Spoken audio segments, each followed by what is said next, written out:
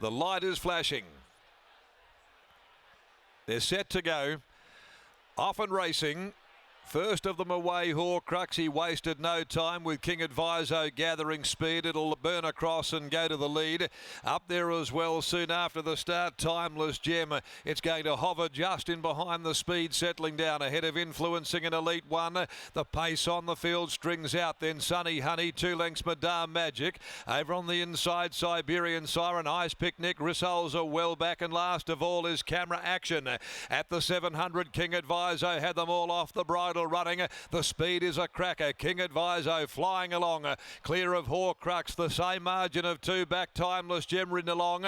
Over on the outside, Influencing a further 3. Elite One, Sunny Honey, Madame Magic further back in the field. Then Siberian Siren, but King Adviso straightens for home with a big lead. King Adviso by 3. Horcrux, Timeless Gem Influencing down to the 200. Horcrux is starting to put his mind on the job, coming at King Adviso. King Adviso about to be joined by Horcrux. Horcrux gets on equal terms. He takes him now. He comes away. Horcrux wins it. Horcrux beat King Adviso, Influencing 3rd, Timeless Gem 4th, followed then by Madame Magic. A gap further back, Sunny Honey, Rissoles, then Camera Action, Siberian Siren and Elite One, and whipping them all in is Ice Picnic.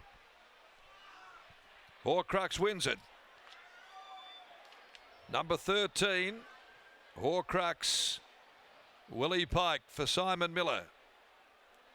The Rommel gelding had to do all of the chasing with King Adviso again rolling them along with his customary brilliance. Horcrux jumped well, sat just off him, and then had the task of running him down, which he did comfortably over the last 100 metres. King Adviso 2nd, Influencing 3rd, Timeless Gem 4th. It's 13, 9, 11 and 10. 13, 9, 11 and 10 after the running of race 8. And the sub in the quaddy, Horcrux gets the job done. Simon Miller, Ray Meadowcroft, R. Bavsevich, Peter Jones. The owners, it carries the colours of Peter Jones.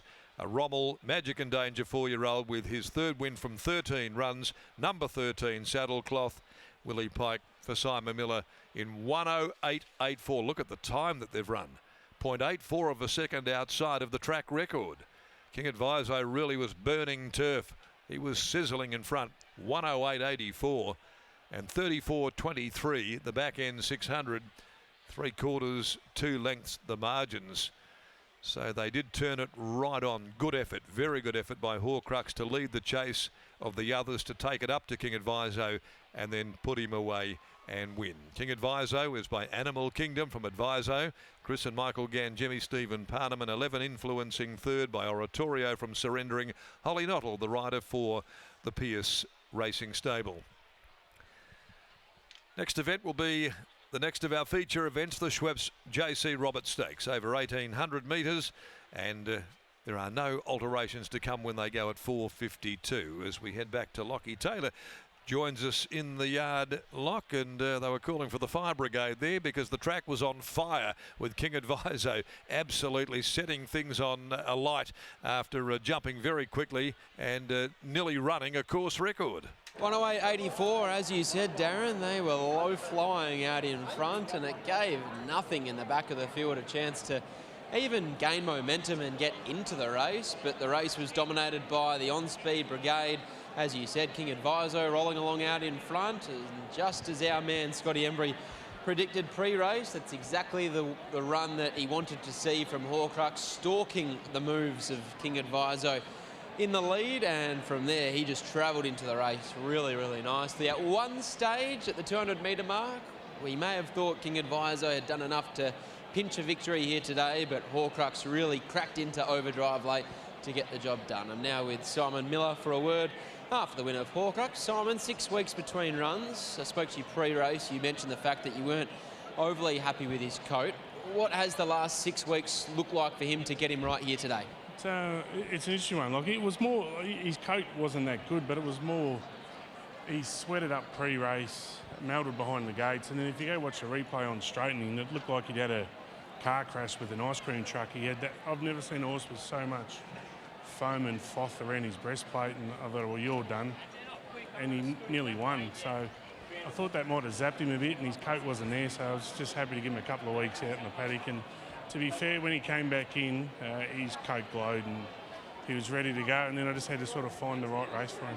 Did you ever feel like that might have been an underlying issue to see him sweat up as bad as he did last start? Because he didn't seem to do the same here this afternoon.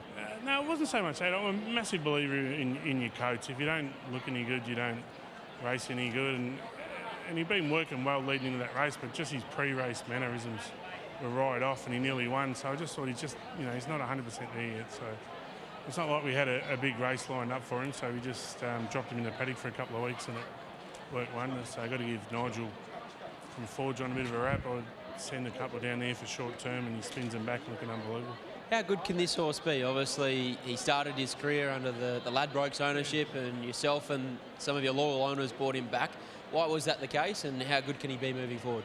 I think he's really good. Like, if you keep him to 1,000, 1,200, you'll see the best version of him. I tried to get him out in trip a couple of times and it didn't work. He didn't really have much. For some reason, he didn't like the wet tracks in winter just gone. It was really, really wet, so I just bunked him out and brought him back. So it hasn't been smooth sailing, but hopefully he's in for a good prep. What did you make of your boys? They won only 10 minutes ago. It was a double in the colours, really. Yeah, it was. I was a bit surprised, to be honest. Like, Freo was so quick for the first half. But St Paddy's Day's coming up. Thank God for Shannon Neal. Well done here. If Scotty's listening, he can have a bender on Tuesday. Well done. Thank you. There's Simon Miller. Willie Pike, he's gone straight back to the sheds to get ready for the JC Roberts Stakes upcoming, but he's on the board again. He continues to dominate this meeting here this afternoon with a number of nice rides still to come here at Ascot. It's Horcrux taking out the Guinness Handicap. We'll take a short break and we'll be back for the feature of the day next.